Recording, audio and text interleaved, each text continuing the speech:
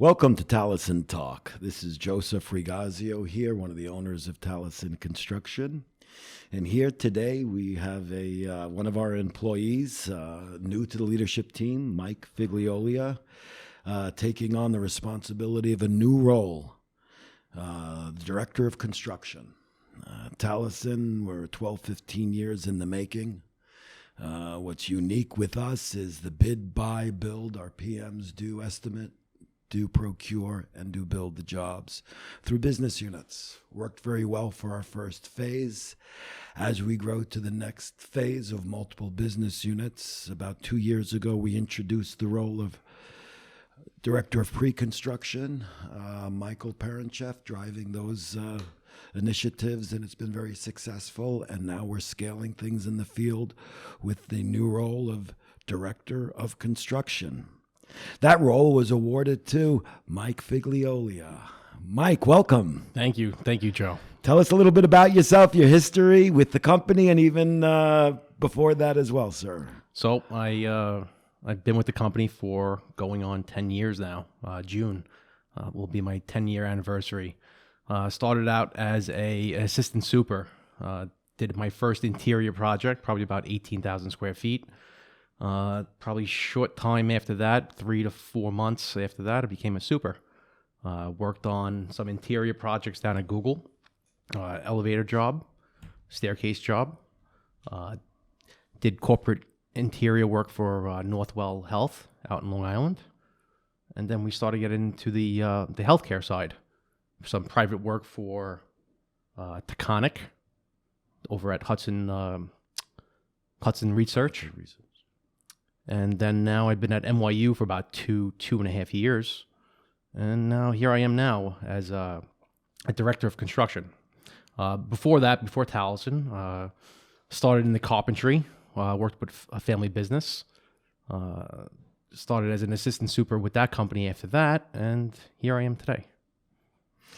Real cool. Nice history. I know you since you've been with us for a good decade. And when I look at you, Mike, I see really 20 years of experience just because growing up in the world where uncles, aunts, brothers, sisters, knowing how to hang sheetrock in junior high and high school kind of really even paints some that plumbing resume. work. Yep. Working with my hands. And that's really exciting because you saw the first phase growth of Talisen. And I remember Bob and I, when we made the decision and we started looking externally first in the summer, which is being transparent for the next role. And then, we started turning around and said, wait a second, the path and the learning curve that you've shown us, let's continue that pace, because you understand what ownership wants from a cultural standpoint. I know it's only been a couple of months so far in the new role as you unwind some of the projects that you're still managing to jumping into that new role. Talk about some of your thoughts. What does the new role mean to you? What's some of your focus? It's only been a couple of months so far, so let's wrap. Yeah, so it's still fresh. Definitely want to build the Talisen brand and support the processes that we have intact currently. I thought we definitely needed a need for pre-planning and pre-purchasing after award of the project, especially with the review of projects, coming up with logistics and logistical plans, reviewing our critical path was definitely a big thing that I noticed when I was a super. Some things that just got lost in translation during that process of handing the project off to the superintendent. So now I stay focused on that critical path review, making sure that we're hitting all those target dates. Compliance review with subcontractors, and as well as Talisen. A big factor of things that I've seen recently, we've been doing a lot of healthcare work, and safety is a big part of what we're doing before we even step foot on the project. Getting ready with our PICRA, which is our pre-construction risk assessment, and also our ICRA. What are we doing to protect the tenants around us, not only the people working on the job sites? And obviously that goes into reviewing our risk as it relates to safety and exposure. So most of our clients through the pandemic have been healthcare, predominantly, and private schools, charter schools, universities, that activity is starting to pick up because it went very quiet through COVID. Many changes there. Between the healthcare world and the school world, occupied space, safety, health, do you see similarities, differences? What are some of the things we need to do better at, or the industry as a whole needs to really understand? We're definitely treating both hospital, healthcare, and schools as the same as a whole. We saw the benefits of how the hospital world, how they treat safety, and we want to bring that type of atmosphere into all of our markets that we cover, whether it's corporate interiors or private charter schools. Going forward, I think it's very beneficial from an insurance standpoint, and also the safety and the safety for our guys on the job site, making sure they get home to their families. You know, and you said something on the insurance side. As one of the owners, I smile a bit as I've seen you through your career, and now as we educate you on the ramifications of, mitigating risk, making sure the contract's in place correctly through procurement, making sure we drive through safety protocols, because insurance in the world of the New York marketplace and construction is, top 2, second, if not third largest cost to a project. And that variance can change, and that's all in the field. So thank you for that. Absolutely. Also, in the world that we live in today, as we come out of COVID, material lead times going crazy. We talk about speed a lot. We talk about starting on time, if not having an eye on an earlier start or substantial complete, or pulling that in. What are the challenges to that? What are you seeing out there?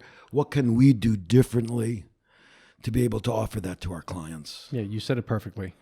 Pre-purchasing, like I said earlier, that's probably the biggest challenge that we have right now. As long as we're jumping on top of that, we've seen it during the last 3 years now with COVID.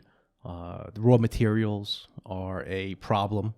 Sourcing out mechanical control boards, all those items are becoming a headache to every single contractor. So if we could jump out in front of it right after award, it's only going to make our construction that much easier and faster. That's right. And you said upon our award. Again, at Talisen, with our business units, where we have a business unit director and a project manager reporting into that leader, they're responsible from concept to closeout. The first phase, you don't see that as much, where Michael, who does director of pre-construction through the bidding process, but as soon as schedules are talked and award happens, there's the overlap between the director of pre-construction and yourself in your role in the procurement area. What are some of the challenges you see there? Loading the job, who's the super? We have a PM that's going to know that project inside out, but we don't assign a super until they award us the job. Talk about that, and how can we get better at that? Of course, that's always going to be a challenge as well. We try keeping our superintendents busy at all times. No one likes to sit home, so we always want to keep them on a project at any given time. So not knowing what superintendent's going to be on that next award, yes, it's always a constant challenge, and I'm sure it always will be. But we know how to juggle and get to that point. We know who the right players are on our team that could build the right product for that client. It's very good that me and Michael have that relationship, and we build off of each other. We work off of each other with what's needed on that project. What kind of work are we doing? What's the exposure on that project?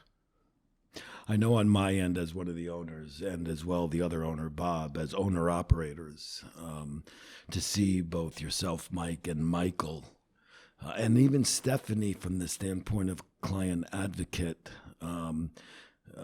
as part of the leadership team to help the business unit team. That added resource is what we believe is going to allow us to get to the second phase of growth in the organization. Yeah, since I started in this new role, I would say having those pre-construction kickoff meetings, and we're bringing everything to the table. You know, where are we at with permits?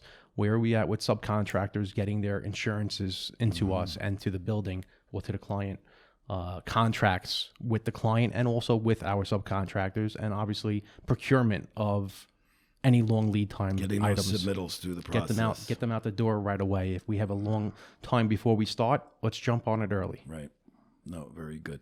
So then from just as specific goals, and again, I know as we've started up this new initiative, we have a detail in the job description, and we worked with the leadership team collaboratively on the job description. And we're in the beginning of the year, and the leadership team is now coming together to say, what are our goals this year? How do we measure them? What's realistic? And the team in the next week or two will be setting that. With you as a new role in the leadership team, what are some of the goals you would like to see the organization just look at from the standpoint of where you're in that critical path? Well, speed. Obviously, speed is always number one, and that's probably going to be a goal every single year while I'm with Talisen in this new role of Director of Construction. Speed on our projects from inception to delivery. Yep. Can we start earlier? Can we finish earlier? How can we improve it? That's what I saw as a big goal with the pre-construction kickoff meetings that we have internally. Plan B planning. Plan B planning. So meaning, all right, we're running to a problem. What's our other solution to get out of that problem? Because there's always going to be problems on projects. There's no two ways about it. Safety mitigation. Obviously, we're doing a lot of healthcare work. I would say we're probably in that 80 to 90% range of healthcare. So safety is our main priority.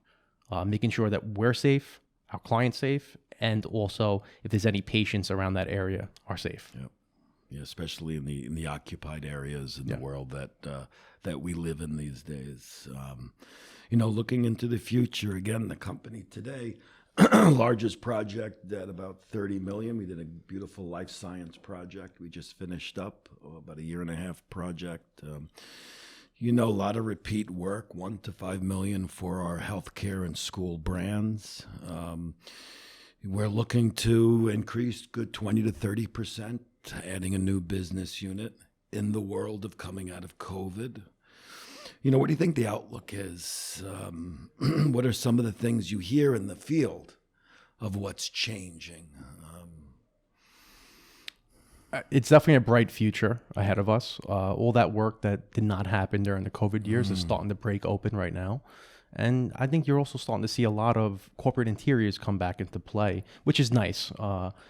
It's been a while. I mean, I forgot how to build those interiors, those easy interiors. The restack. Give me something simple. Exactly. I can pull the template at. I've been saying that for many times. I said, these healthcare jobs, they're very fun. It makes the day go by fast because you're busy all day long. Yes, and what we've learned over the 7-8 years in the healthcare world is, or even laboratory world, right? The equipment.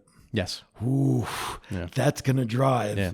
When you're doing a restack in an office, what's the equipment? Their laptop. Yep, that's it. That's it. Right? You're only worried about... How many people do you have in that square footage so I know what kind of HVAC? And that's about it. You're worried about controls and you're worried about HVAC equipment, maybe even lighting, if you want to say that, when it comes to the healthcare industry. So give me an example of some of the stuff, because you personally went through some of the life science type builds in the healthcare, that pieces of equipment that were like, oh boy, and what drives a difference than doing a restack. The casework alone right now. Casework has such a crazy lead time. Yeah. Epoxy versus resin.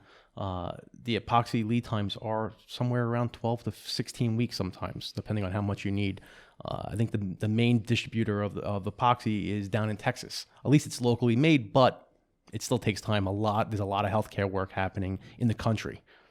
and you can't get those scientists working unless those benches are there. Exactly. That's wild for that to be Yeah. a critical path on a substantial complete date. That used to be the FF&E of an interior restack. Of course. And obviously, as we keep on stating, HVAC and the control boards that are inside of some of these pieces of equipment, the BMS industry is a big part of healthcare. You have to make sure, whether it's a positive room, negative room, we got to make sure it's getting controlled the correct way. So that's the wild one as well. You know, over the last year or two, Bob and I as owners also help in the world of, we need to expedite, get on the phone, start helping out the team. And when you start digging deep, especially when you're looking upstream, and you come to find out that there's a 39-cent semiconductor that they can't get, that's keeping up a $500,000 delivery. Yeah. That's where it really gets frustrating for us, for all the things we do, right? And that's the world. The other thing is that I've seen is people staging common equipment to get lead time advantage before projects are even all the stuff that's going on right now. It's going to take a little bit on the other end. When we look at the outlook, you know, is it going to be a year from now? We're going to be all over inventoried, and they're going to be moving product at cents on the dollar. Yeah. You know, how good are these manufacturers at keeping their supply chain tight? You know, not looking good today, right? And then all of a sudden, we're going to have too many 39-cent parts. And I think we've been saying this for the last 2 years. I know, and that's scary. Turn around. Yeah. Right? We're saying, or maybe next year it'll turn around. Exactly. But we're saying the same thing over and over again. Exactly. No, it's. Listen, if it was that easy, there would be so many more people out there doing it and surviving.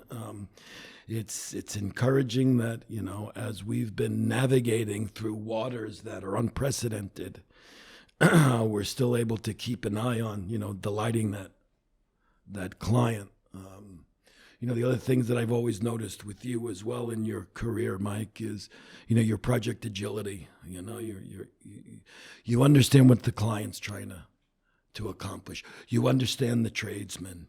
You're in between there helping problem solve.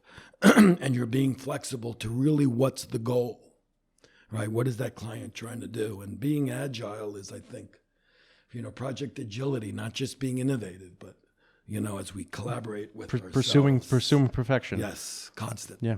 Our client is our number one priority. Yep. What they need is, we make sure that's our need as well. Exactly. And that makes it fun. You know, the other thing that I try to say to folks around there is, you know, while our focus has been with healthcare and schools, you know, corporate interiors and infrastructure type of work we've been doing, you know, since the beginning. But it's nice to be able to build those sites and collaborate with the people that make us healthy. Yes. And it's nice to work with those folks that are creating institutions for people to get educated. You know, while we're, you know, fighting the fight in the New York metropolitan construction industry. It's learning what the end user is going to be using that laboratory for is one of the most satisfactions that you could ever have. A couple of our clients that I've worked with was New York Stem Cell. Yeah, they were trying to create prosthetic eyeballs. Yep, like that. That's amazing. Another NYU client. NYU, that scientist was working on a cure to a certain type of cancer. Like it hits home with you on so many different levels. Exactly, and that's what actually really, you know, allows you not just to run after the paycheck and get accolades of a leader, but you're looking outside and you're seeing that environment. So I could see that I'm getting the hook as far as on our talk today. Mike, congratulations again for the promotion. Excited here at Talisen, and we're going to be calling you back pretty soon to talk a little more on how that first phase experience in this new role will be, Mike. Thanks a lot. Absolutely. Thank you.